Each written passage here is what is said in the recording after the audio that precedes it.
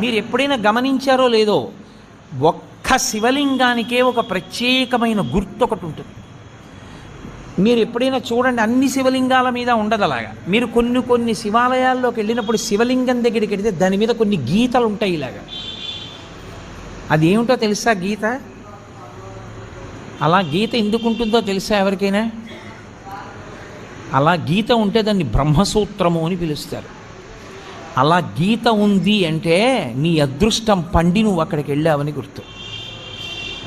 1000 మాటలు ఓ శివాలయంలోకి వెడితే నీకు ఎంత ఫలితమో, అలా గీతలు ఉన్నటువంటి శివలింగం ఉన్న గుళ్ళోకి వెడితే అంత ఫలితం.